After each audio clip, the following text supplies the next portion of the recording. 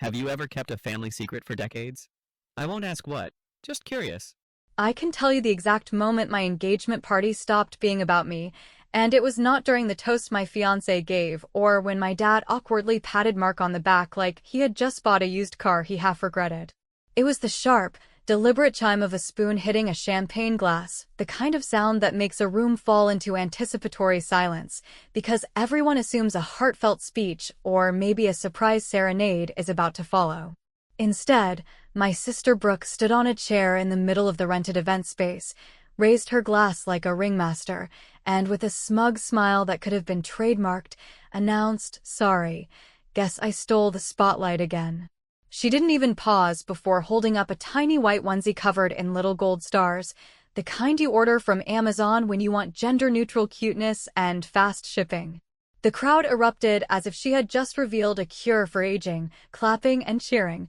while my mother immediately dissolved into tears so dramatic that you'd think she had been cast as the grieving widow in a stage play. In that instant, the air shifted. My party, my night, the one event I had hoped might center on me without interruptions or footnotes, was snatched right out of my hands and placed directly into hers. I felt my lips stretch into a smile so wide that my teeth ached, the kind of brittle grin that hides humiliation better than any mask. My aunt rushed up to hug Brooke. My dad lifted his glass to toast her like he had forgotten what the original celebration was even for, and someone, maybe the DJ, maybe some opportunist guest with too much time on their hands, put on a lullaby remix of a pop song, as if this spontaneous hijacking needed a soundtrack.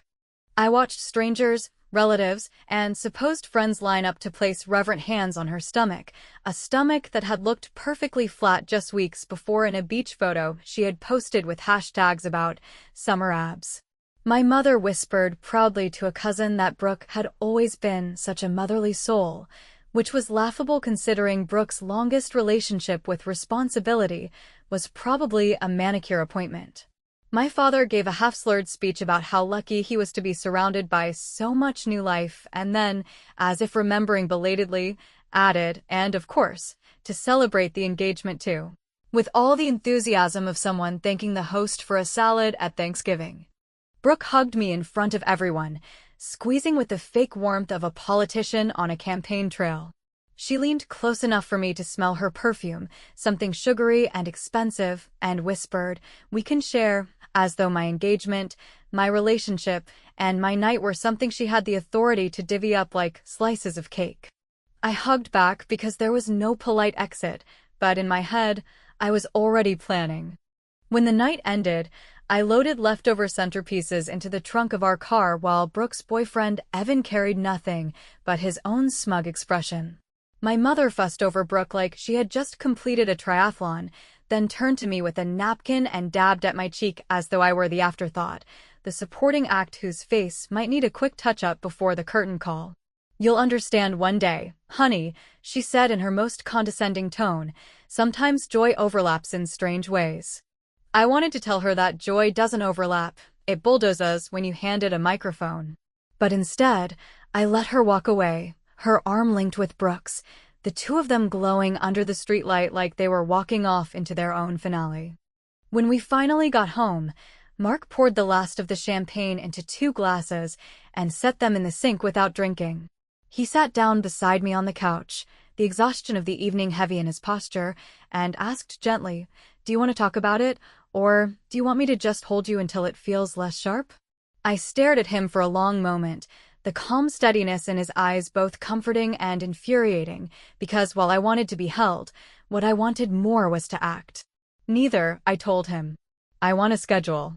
I pulled my laptop onto my knees and opened the family email thread, the one Brooke had been peppering for weeks with potential baby shower dates and pastel-themed Pinterest boards. I knew exactly which weekend she wanted, because she had hinted repeatedly about how the lighting in late summer was perfect for outdoor brunch pictures. That was the weekend I blocked. I created our save the date for what I titled Engagement Weekend, and attached a calendar link that auto-populated 2 full days on anyone who clicked. It was polite, saccharine even, with a line about wanting to make sure surprises stayed limited so everyone could enjoy their own special moment. It was the kind of passive-aggressive kindness you could frame. Mark read it, raised his eyebrows, and gave a low whistle. "That's bold," he said. "It's necessary," I replied. "I'm tired of being an extra in my own life." I scheduled the email to send at 8 in the morning, knowing full well it would land with people's first cups of coffee, right when their calendars were open and pliable. I closed the laptop with a satisfying snap, and for the first time all night, I felt a click inside me, like a seatbelt locking into place, a sudden assurance that I was secure, that this time I wouldn't be erased. Before I went to bed, my phone buzzed with a new notification. It was a photo from Brooke, a mirror selfie in a baggy sweatshirt, her hand resting on her stomach, captioned, "Already showing," with a winking face. I turned the phone over so the screen faced the nightstand and fell asleep to the sound of my own heartbeat pounding louder than the white noise machine. At exactly 8, the email went out. At 9, my mother responded with "Lovely, can't wait." At 10, my aunt wrote that she would bring spinach dip. By 11, I watched the family calendar fill up with engagement weekend like it was a Broadway run. And at noon, my phone rang. It was Brooke. I answered on the third ring. She didn't even say hello. She just screamed. When Brooke's voice ripped through the line with the kind of fury that makes your ear ring even after you hang up, I stood in my kitchen staring at the steam rising from the kettle as if I could steep the anger out of the air the same way you steep tea. And while she accused me of sabotaging her joy, of plotting to erase her from the center of a narrative that in her mind always belonged to her, I kept my voice even because somewhere between childhood and now I had learned that people who thrive on scenes lose interest when you refuse to audition, so I told her, calmly and without decoration, that we had chosen a weekend that worked for us, that it was already on everyone's calendars, and that the assumption that my life should bend around hers had expired the second she climbed that chair and used my engagement party as a runway for a reveal she had choreographed in my mother's kitchen. She spat something about lighting and brunch hours and the one weekend that makes sense for a pastel palette, which would have been funny if it were not so nakedly transactional, and then she hung up in a dramatic flourish, leaving the house silent except for the faint hiss of the kettle and Mark shifting his weight against the counter like a man who understands that what looks like pettiness from the outside can be self-respect with good posture from the inside. I poured water over the tea bag, watched the color bloom, and opened my laptop with the same steady rhythm I used to open textbooks for exams I hadn't wanted to take but passed anyway, because the next move had to be precise. And precision is a form of mercy when a family insists on chaos. For weeks Brooke had floated baby shower weekends like trial balloons, late summer Sundays, waffle bars, soft dresses, the kind of aesthetic that photographs well and feels like sweetness even when it is theater. So I had constructed our save-the-date form not as a blunt instrument, but as a gentle funnel, offering guests the choice of Saturday brunch, Sunday dinner, or both, knowing that the both selection would quietly establish a social fact that was impossible to argue with later. People had committed, they had tapped, they had held the time, and in families like ours, what gets clicked becomes real. As responses started to populate the sheet, I saw both winning with the steadiness of a tide, a simple accumulation of decisions that made our weekend a gravity well, and with that momentum behind me I placed a modest deposit at the bakery Brooke had gushed about, not because I craved edible flowers on a lemon cake, but because I understood the psychology of scarcity in a town where 3 vendors carry most of the aesthetic load for every milestone event, and if Brooke wanted to build her spectacle around those details, she would now have to ask, negotiate, or, God forbid, make do. My mother called just as the confirmation email landed in my inbox. Her voice dipped in that tender varnish she uses when she thinks she can coax me into surrendering without admitting she's asking me to surrender, and she suggested, with a sigh meant to pre-forgive me, that perhaps we might be a touch flexible, since Brooke was navigating big changes and deserved some grace. Phrases that have always meant in our house that Brooke's desires are urgent whereas my boundaries are elective, so I told her, with a steadiness I felt down to my ankles, that I was happy to be kind, happy to be generous, happy to be celebratory, but not willing to be erased, not again. And if the past taught us anything, it is that indulgence masquerading as love tends to rot from the inside. She went quiet, then shifted to logistics like she always does when I refuse to take the bait, asking about guest lists and spinach dip and whether Aunt Carol's husband could bring his special barbecue sauce, and we ended the call like diplomats who know the treaty is fragile, but sign anyway because winter is long. After lunch, I did what I always do when the emotional weather turns. I checked details, because details save me, and details are the places where truth leaks even when people are careful. Brooke's registry, which she had set to public because attention requires venues, showed a due date that had subtly migrated across captions over the past month, and items that had been added last week now displayed as if they had been there longer. Which could be a glitch, could be nothing, could be the endless fiddling of a woman who is restless and wants to feel in control. Yet when I cross-referenced the ultrasound she had posted, cropped just so, with a tiny corner fold that looked oddly familiar, with a board I remembered from a late-night search during the height of her announcement buzz, I found a match on a template site. The same shadows, the same grayscale texture, the same gentle blur. And while I reminded myself that people use placeholders and that not every aesthetic choice is a confession, the hair on my arms lifted the way it does when the temperature drops a degree in a room and you cannot explain why. I did not call Mark into the spiral because I've learned that spirals love an audience, and instead I texted Tasha, who has the gift of saying brutal things softly, and sent her the screenshots with a request that she tell me whether I was seeing patterns in tea leaves or threads in a sweater that would unravel if pulled, and she wrote back with a long seam of compassion and one clean sentence that felt like a hand on my back. You are not crazy. You are just finally not gaslighting yourself. That line steadied me, enough that I made one more move, a tactical kindness with teeth. I reserved the sunlit photo studio Brooke had praised in front of our mother for a simple Sunday evening family portrait session to close our engagement weekend.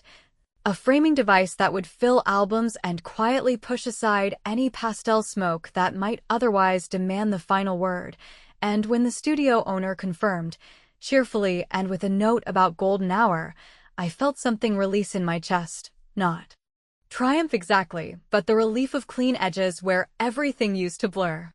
The relief lasted until my phone buzzed with a message from Brooke. No greeting, no punctuation, just a river of accusation about theft and selfishness, and how I had ruined the only timeline that made sense. Followed by a threat that sounded like a dare thrown across a middle school cafeteria. Move your weekend or I will make you regret it. And while a younger version of me would have scrambled to placate, this version set the phone on the counter, stirred the tea that had gone lukewarm, and said to Mark, who had been quietly fixing the flickering bulb over the sink like a man auditioning for stability, that the most generous thing I could do for everyone might be to keep my hands clean while my calendar did the talking.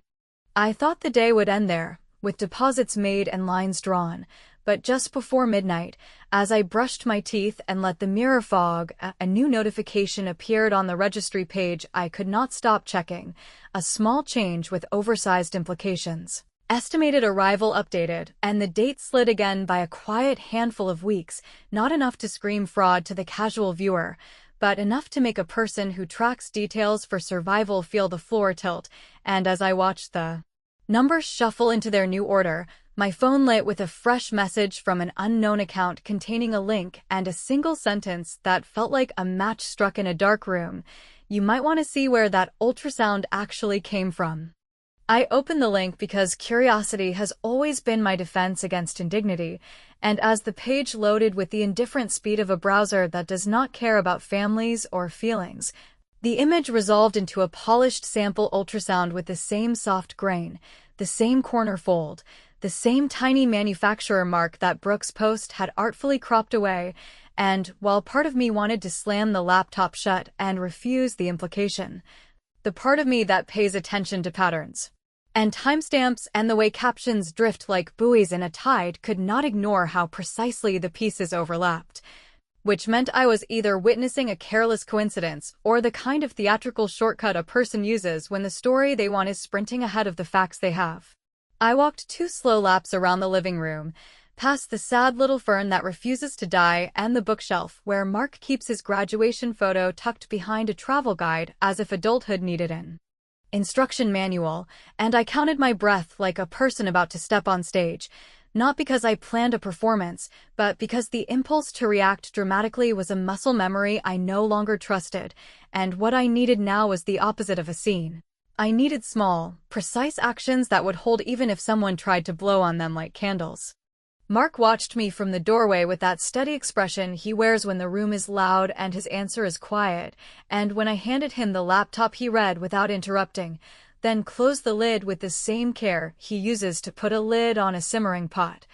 and said that while he could not prove what Brooke had done with a single link, he could offer a hypothesis that felt uncomfortably familiar, which was that my sister had grown up confusing attention with oxygen and therefore reached for whatever would fill her lungs the fastest, and if that meant templating a moment to secure applause at my expense, then she had simply done what she always does, dressed in new clothes. The calm in his voice irritated me because I wanted thunder, yet it steadied me because thunder rarely builds a bridge, so I nodded, poured a fresh cup of coffee I did not need, and opened a new document where I began a list I titled, with more pettiness than I usually allow myself, Moves Not Meltdowns, a private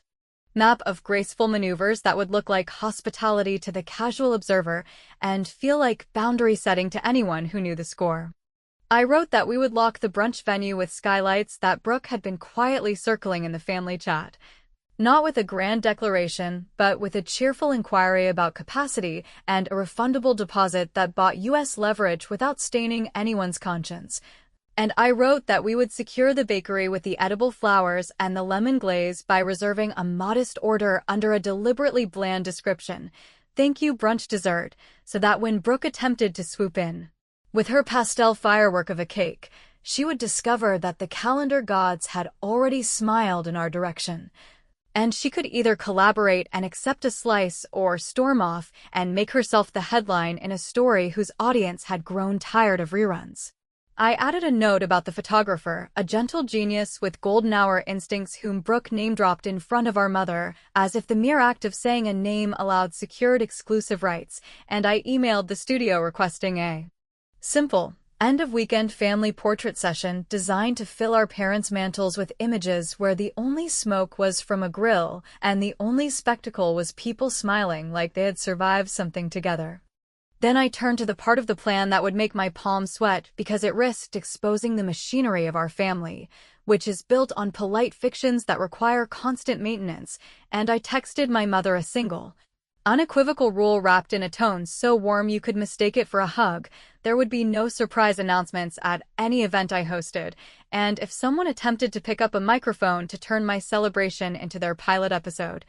the sound would cut mid-sentence. And the moment would end, not because I lacked generosity, but because I had finally learned that generosity without boundaries is simply fuel for people who never learn to drive in their own lane. She responded with a thumbs up that felt like a placeholder for a conversation she did not want to have, followed by a request for the spinach dip recipe and a reminder that Uncle Marvin must be seated near an outlet for his back heater.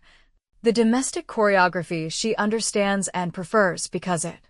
does not require her to choose between daughters, and I accepted the small victory without poking the scab. The social weather outside our kitchen shifted in predictable ways. My aunt posted a photo of me as a child wearing a crooked paper crown with a caption about, "This queen finally getting her day," which sounded supportive until you remembered that in our house the crown always tilts toward whichever head shouts loudest. Brooke uploaded a carousel that began with the onesie from my party and ended with a grayscale ultrasound I now recognized like a logo, tagged with a quote about miracles arriving on their own schedule, which felt like a dare wrapped in scripture, and cousins sprinkled likes and vague comments like confetti because neutrality performs so well online. I said nothing, because silence can be strategy when the other side expects mess, and I wrote 2 polite emails confirming the refundable deposits that would anchor our weekend in the real world where chairs have to be counted and invoices have to be paid. By dusk I had my minor conquests lined up like chess pieces ready for mid-game, a venue with skylights that would make our photos look like we lived inside a morning, a cake that would feed a crowd without feeding a narrative I did not endorse, a portrait session that would end the weekend with images of ordinary joy rather than a pastel plume, and I felt, for the first time since the spoon hit the glass, that the ground beneath me was not shifting purely in response to my sister's ambitions,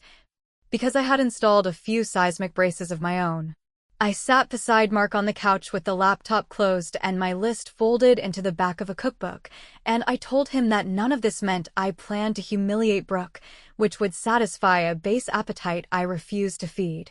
But it did mean that I would no longer volunteer to be the rug under her spotlight, and he kissed my temple like a man placing a seal on a document that had already been notarized by logic and self-respect. The house had settled into that evening quiet where the refrigerator hum becomes a soundtrack and the street outside is mostly dog walkers and porch lights, when my phone buzzed with a new message from an account I did not recognize. A short note that said only that some moments are rehearsed long before the audience arrives, followed by a video file with a thumbnail of my parents' kitchen and the reflection of my mother's glasses in the oven door, and as my finger hovered over play I felt the strange combination of dread and vindication that comes when you suspect your instincts have been right all along but still hope to be wrong, because being right might mean admitting that the people who taught you how to share also taught your sister how to take. I pressed play because pretending I did not want the truth has never saved me from the mess that grows when you water denial. And in the shaky kitchen video, the first thing I saw was the reflection of my mother's glasses in the oven door as she stood just out of frame, prompting Brooke to smile after the line, to soften the syllables on the word spotlight, so it landed like a joke instead of a jab, and then to lift the onesie with her wrist angled slightly outward so the room would register the shape before the sentence finished, a director's cadence that made my stomach tighten with the strange, childish grief you feel when a grown-up chooses a plot over a person and expects you to applaud because the cues were followed perfectly. I watched it twice, then once more with the sound low, and as the details arranged themselves in that cold, neat way that evidence does, my mother's coaching tone, Brooke's mock surprised laugh, perfectly timed to imaginary applause, the practice step off the chair to invite hugging on cue, I felt the anger I had been carrying thin into resolve, which is what happens when you realize that the fight you've been having with a person is actually a negotiation with a system. And systems do not respond to crying so much as to consequences that feel like courtesy to everyone else. So I planned a family barbecue that wore the costume of a reconciliation while hiding a skeleton of rules, and I booked the pavilion with real shade and heavy tables, the kind of municipal space that cannot be hijacked by anyone with a microphone because the outlets require a permit that only the host receives, and I designed a toast game, whose prompts sounded wholesome in a church basement way but asked for something very specific from people who prefer theatrics to reflection, inviting each guest to pull a slip and talk about the best apology they ever made, or a time they unintentionally stole a moment and how they gave it back, or the way love looks when it is not performing, which created a circle where the only way to win was to say something honest without naming names, and that, in our family, is the closest you can get to accountability without setting off fire alarms. I pre-mixed lemonade because I refused to pour sugar while arbitrating disputes. I set out a cooler of seltzers so no one could claim they had misread the room and needed champagne for courage, and I asked Mark to manage the grill because people listen more carefully when a man holds tongs with the competence of a judge. They came, of course they came, because if there is one thing our family cannot resist, it is food paired with the chance to believe a lesson has already been learned, and they spread blankets and opened plastic containers and complimented the potato salad. And then the game began with my dad telling a story about promising to attend every school play and missing one because of weather and writing me a note I still keep in a wooden box, which softened the air and made it possible for my aunt to confess she once posted a funeral buffet with a caption about second helpings and apologized to the widow with a pie, which made people laugh the way laughter sounds when it clears a lane, and then my mother, who had been maintaining her social smile with the discipline of a marathoner, drew a prompt and talked about borrowing a friend's dress and returning it dry-cleaned with a gift card because accountability should arrive with its own housekeeping, which was so on the nose that I almost looked for a camera crew. Brooke went last because narratives have a sense of themselves. She unfolded her slip and folded it back again like she had decided to improvise. And she said that while she had not nailed the etiquette lately, she loved me and loved being an aunt and had not meant to make my party weird, which is the kind of hedge that says, I won't say sorry, but I will pretend I did. And yet it was enough of a gesture that the whole circle exhaled, and in that beat I stepped forward with the move I had rehearsed alone at the kitchen sink, an offer delivered with grace and stitches. I asked Brooke to be my maid of honor, not because I had forgotten the chair and the onesie and the laughter that tasted like tin, but because I wanted to fix the chain of command in public where it is hardest to unfasten later. And I laid out the terms in a voice the size of a smile. She would help plan. She would wear what she liked within a palette. She would give a toast if she rehearsed it with me and kept it under 3 minutes, and there would be absolutely no announcements at any event with my name attached unless I introduced them, because microphones are not confetti cannons and stages are not public lands. There was clapping because people love endings with bows even if the bow is tied around a boundary. My mother gave me the kind of hug that disguises shock as pride, and Brooke, startled into sincerity by the role she had not expected to want, said yes in a small voice that sounded like the version of her I only see when no one is watching.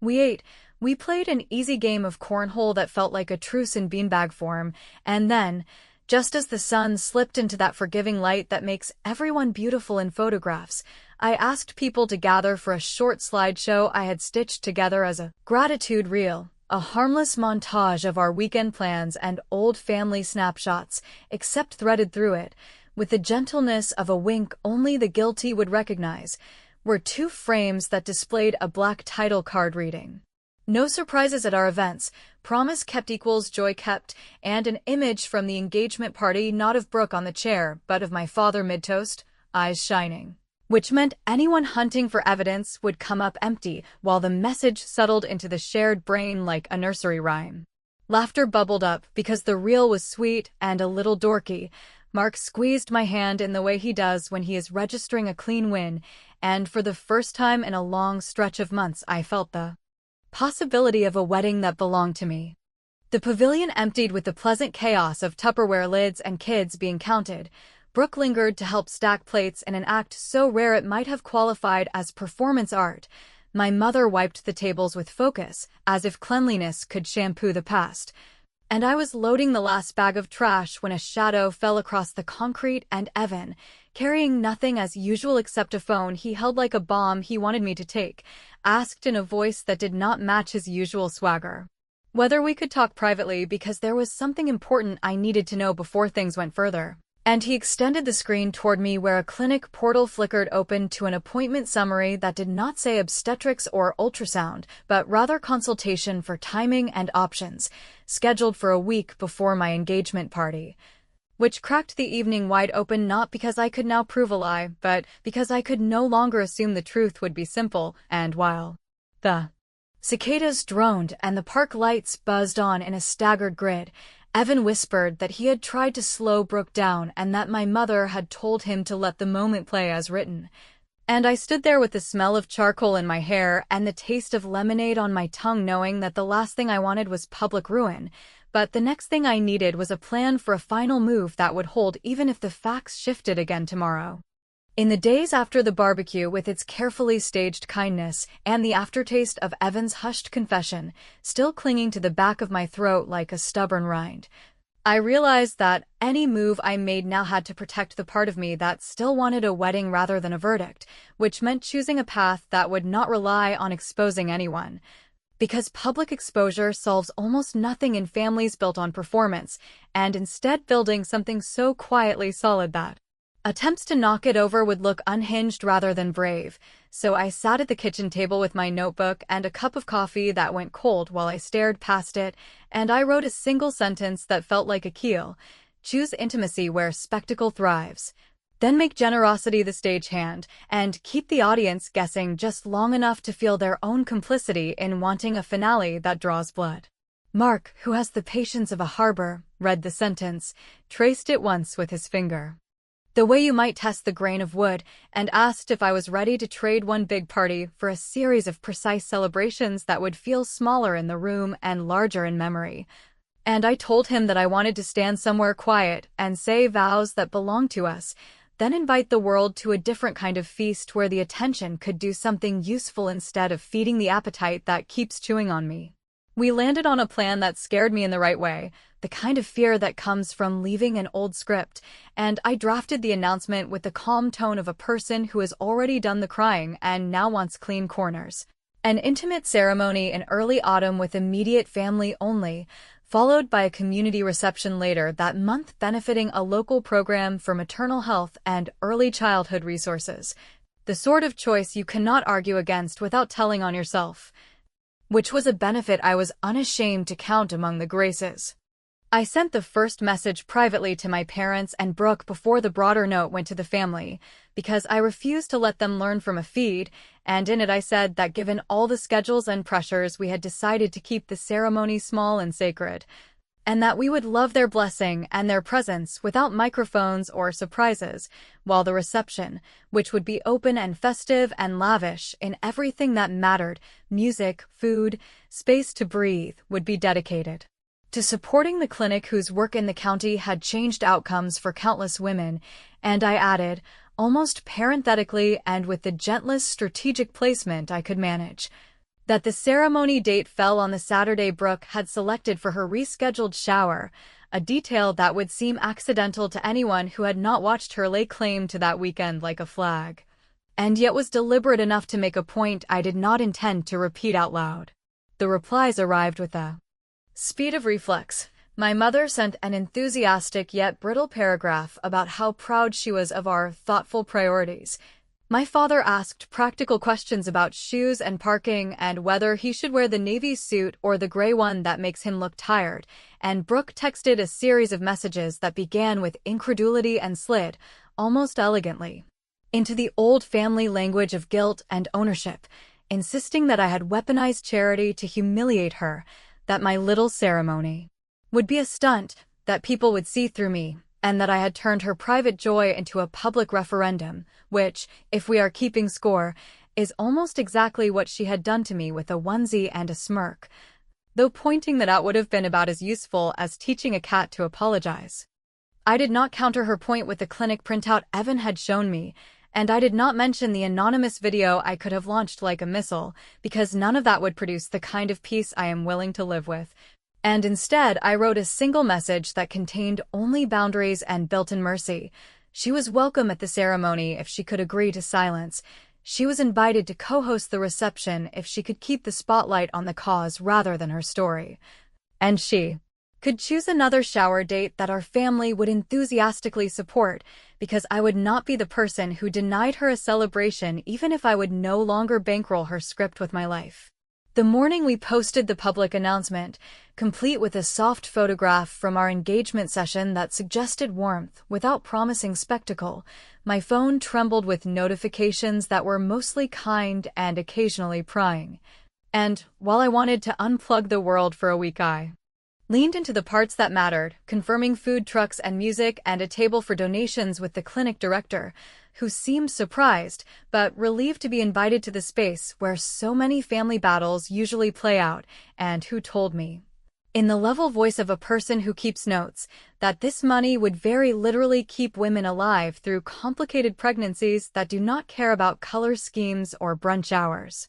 On the afternoon of the ceremony, the air carried that peculiar brightness that happens a few weeks before the leaves begin to shift, and our small circle gathered under the arch in the park with nothing plugged in and everything audible anyway. Because when people know they will not have to fight for their turn, they do not fill silences with nonsense, and my mother, to her credit, stood beside my father and managed a face that could be read as proud in photographs, while Brooke arrived laid in a dress that wanted to be louder than the location, and for the first time since this mess began she looked unsure rather than smug, as if the script she had brought did not match the set pieces, and she sat quietly through the vows with her hands folded,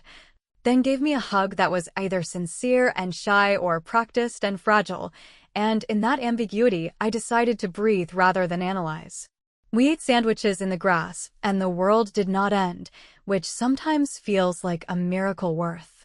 naming even if you do not believe in miracles anymore. And later, when the sun was low and the shadows made everyone look gentle, Brooke took a photo of me with Mark and posted it with a caption that contained no pointed jokes, only a simple, "My sister is married," a sentence so plain it felt like an apology in disguise, and I let it sit without translation because I was tired of being a critic for free. The reception happened 2 weeks later in the community hall that once hosted every school fundraiser of my childhood, and with the band playing covers that made even the quiet cousins sway. And with tables lined with donation jars and a big poster explaining the clinic's work without naming anyone's pain, the night achieved that rare alchemy where people spent generously and laughed like their masks could finally be set down. And I watched my mother chatting with the director in the corner, while Brooke stood by the dessert table slicing cake with careful attention, and I thought this is exactly the kind of scene where history either repeats itself or learns something small and durable. And I decided that if the only revenge I get is to build a room where my joy exists without permission and other people get help because I refuse to stage a feud, then I can live with that. Even if it makes some viewers shake their heads and say I missed a cleaner victory. Near the end of the night, as we packed up the unclaimed favors and counted the donations that would cover prenatal care for more than a handful of women whose names I will never know, my phone buzzed with a voicemail from Brooke. A message I listened to alone in the hallway with the hum of the soda machine filling the spaces between her words, and she spoke in a voice I could not immediately place, low and breathless, telling me she was sorry for the chair and the onesie and the way she always chooses the wrong timing when she is scared, and that she had something else to tell me but needed me to promise I would not make it into a courtroom, and that if I could meet her on Tuesday at the clinic she would bring the papers and the real story. And then the message ended on a rustle like a hand over a mouthpiece. I stood there a long time with the phone against my ear after the line had gone dead, feeling the weight of an ending that did not want to be an ending, wondering whether the truth she planned to offer would ask me to redraw every conclusion I had so carefully inked, and deciding, not for the first time, that maybe closure is a myth we tell ourselves to justify the last page, while the real work is agreeing to keep reading even when the next chapter refuses to label itself clearly. So I put the phone in my pocket, walked back into the hall to help stack chairs, and let the night close around me with questions intact and the future still choosing its tense.